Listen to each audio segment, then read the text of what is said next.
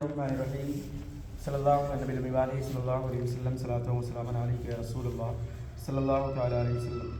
جیسے کہ پچھلے ہفتے بھی دکھاوے کے متعلق باتیں چلی تھیں، اس ہفتے بھی دکھاوے کے متعلق ہی بات چلی، لیکن دو اسٹیپ اور آگے بڑھ کر کے کیا کہ ایک آدمی ہے، ایک نمازی ہے جو نماز اس لیے پڑھ رہا ہے تاکہ لوگ اسے دیکھیں، دل میں خواہش ہے دیکھیں، ہے نا، یہ ریا کامل ہو جائے گی،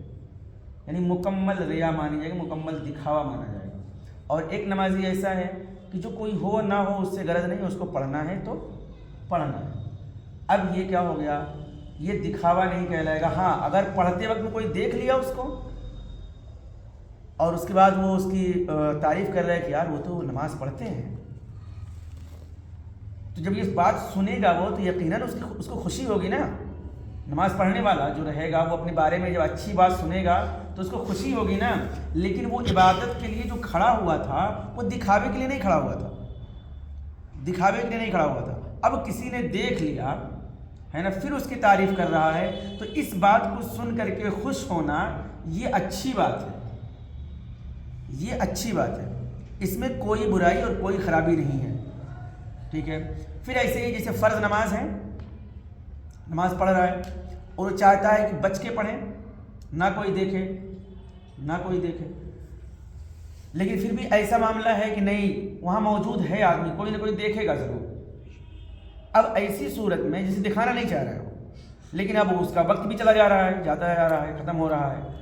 اور اس کو پڑھنا بھی ہے، تو اب ایسی صورت میں کہتے ہیں کہ وہ اعلانیہ پڑھے اور اپنے دل میں ریا کا خیال دور کرے اور خلوص للہیت کے ساتھ میں اپنی نماز کو ادا کرے، ٹھیک ہے۔ پھر کچھ فرض چیزیں ایسی ہیں جن کو علل اعلان کرنے میں بھی کوئی قباحت نہیں ہے، جیسے روزہ وغیرہ والا معاملہ ہے۔ روزے کا معاملہ کہتے ہیں کہ روزے ہر عبادت میں آدمی دکھاوا کر سکتا ہے۔ یہاں پہ جو بات بیان ہوئی کہ روزے کے تعلق سے معاملہ ہے کہ اگر روزہ نہیں بھی ہے تو وہ کہے کہ ہاں میں روزے سے ہوں۔ وجہ کیا ہے؟ کیونکہ روزے دار کا جو معاملہ ہوتا ہے نا، وہ دکھاوے کا نہیں ہوتا ہے، اور روزہ چونکہ فرض ہوتا ہے۔ ایک روزے دار آدمی نے آپ سے سوال کیا، روزے سے ہیں، اگر آپ اس کو اگر ہیں آپ تو آپ سیدھا کلیئر بتائیے ہیں، نہیں ہے پھر بھی اس کو منع نہ کریں، یہ انسانی فطرت ہوتی ہے۔ یہ جو بھوک اور پیاس سے جو روکے رہنے والا معاملہ ہے، اس میں روزے کی جو فرضیت کا معاملہ ہے کہ اس میں آدمی دکھاوا نہیں کر سکتا ہے، نماز میں دکھاوا کر سکتا ہے، دوسرے صدقات و زکوٰۃ خیرات میں دکھاوا کر سکتا ہے، تلاوت قرآن میں دکھاوا کر سکتا ہے، لیکن روزہ ایک ایسا معاملہ ہے نا جو اللہ اور اس بندے کا کنیکشن ہوتا ہے۔ لہٰذا اگر بہت سارے ایسے لوگ ہوں کہ جو روزہ نہ رکھتے ہوں اور اللہ اعلان کہتے بھی پھرتے ہوں کہ نہیں ہم روزہ نہیں رکھتے ہیں، تو جو نہیں ہے نا ان کی انسلٹ مانی جائے گی، جو ہیں ان کی انسلٹ مانی جائے گی۔ جیسے ہمارے وہاں ہوتا کیا ہے کہ جو لوگ روزہ نہیں رہتے ہیں، یعنی شریف طبیعت کے لوگ ہیں، وہ جو روزہ نہیں رکھنے کے باوجود کرتے کیا ہیں کہ روزے دار کے سامنے نہیں کھاتے پیتے ہیں۔ سمجھ رہے بات کو؟ کیوں؟ تاکہ اس کی طبیعت اس طرف مائل نہ ہو، جو روزے سے ہے اس کی طبیعت اس طرف کھانے کی طرف مائل نہ ہو، اس وجہ سے روزے دار کے سامنے کھانے پینے سے منع کیا گیا۔ اسلام میں تو یہاں تک ہے کہ اگر اسلامی حکومت ہو اگر اور روزے دار کے سامنے اگر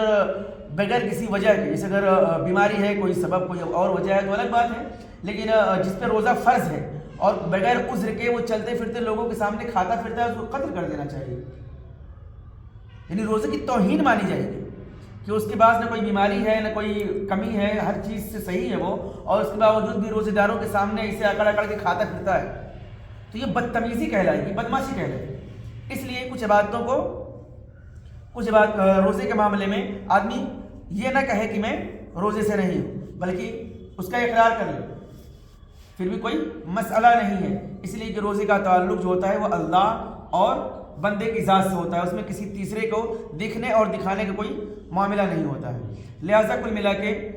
کہ جس عبادت میں بھی، وہی پچھلے ہفتے والی پھر ہم پلٹ کے آ رہے ہیں، جس عبادت میں بھی دل میں خیال آ گیا کہ لوگ دیکھیں گے مجھے، لوگ دیکھیں گے مجھے تو اچھا کہیں گے، ایسی عبادت کا اسے کوئی فائدہ حاصل نہیں ہونے والا، ٹھیک ہے، چونکہ وہ ریا ہو گئی، دکھاوا کے لیے کر رہا ہے، اللہ کی رضا کے لیے نہیں کر رہا ہے۔ اور عبادت اصل میں وہی قبول ہوتی ہے جو خالص اللہ کے لیے ہو، خلوص و اخلاص کے ساتھ میں، صرف اور صرف اللہ کو رضا کرنا مقصد ہو، اور اللہ کے لیے کہ ہاں اللہ کا حکم ہے ہمیں اس لیے پڑھنا ہے نا، اللہ نے ہمیں عطا کیا ہے اس لیے ہمیں صدقات و خیرات کرنا ہے۔ ایک مسئلہ اور آیا کہ قرآن کی تلاوت، کوئی میت، کسی کے گھر میں میت ہو گئی، اب وہ اجرت دے کر کے پڑھوانا ہے نا، جب اجرت دے گا وہ تو خلوص نہیں رہ جائے گا، کیونکہ پیسے کے لالچ ہو جائے گی، پیسے کا لالچ۔ اس لیے اگر کوئی طے کرتا ہے نا، طے والا معاملہ، آپ صرف اگر کسی کو پڑھوانا ہے تو آپ اس سے گزارش کریں کہ ہمارے وہاں پڑھ دیجئے، اب اس کو اگر خلوص ہوگا تو پڑھنے جائے گا، نہیں خلوص ہوگا تو صاحب منع کر دے۔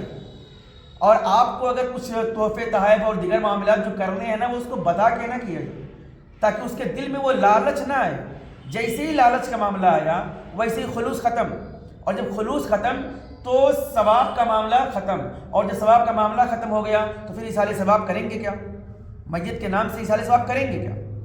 نہیں کر سکتے ہیں۔ لہٰذا ایسے ہی اجرت پہ تلاوت قرآن کرانا یہ مناسب نہیں ہے، چونکہ اجرت اور طلب کی لالچ اس کے دل میں پیدا ہو جائے گی جو پڑھنے والا رہے گا۔ اور قرآن کی تلاوت اس لیے کی جاتی ہے کہ اللہ تبارک و تعالیٰ ہمارے نامہ اعمال میں نیکیاں لکھے گا۔ سوچ، بخاری کی جو پہلی حدیث ہے الاعمال بالنیات، کہ اعمال کا دار و مدار نیتوں پر ہوا کرتا ہے۔ آپ اللہ کے لیے خالص نماز پڑھیں، وہی حرکت کرنی ہے، آپ کو ثواب ملے گا، وہی حرکت آپ کو کریں، یہ سوچ کر کے کوئی دیکھے تو مجھے نمازی سمجھے، آپ گنہگار ہو گئے۔ حرکت وہی ہے، سوچ الگ ہے، نیت الگ ہے۔ تو اللہ تبارک و تعالیٰ ہمارے اوپر جو اپنا فضل فرماتا ہے وہ ہمارے نیتوں کے اوپر اس کا اجر اور اس کا بدلہ عطا کرتا ہے۔ لہٰذا جس چیز میں بھی سارے مسئلے اگر نہ یاد، ظاہر سی بات ہے سارے مسئلے نہیں یاد ہو سکتے ہیں، سارے مسئلے نہیں یاد ہو سکتے ہیں، صرف ایک بات یاد رکھیں، جس عبادت میں بھی دکھاوے کی ذرہ برابر گنجائش آ جائے، خلوص کی کمی پڑنے لگے، ٹھیک ہے، تو وہ اس کو مکمل فائدہ نہیں پہنچا سکتا۔ ہاں ایک چیز اور بھی کہتے ہیں کہ فرض نماز کا وقت ہو گیا اور اب اس کے دل میں یہ بھی خیال آ رہا ہے کہ یار لوگ دیکھ لیں گے، یار لوگ دیکھ لیتے تو اچھا رہتا، دیکھ لیتے تو اچھا رہتا، ہمیں پڑھنا تو ہے ہی ہے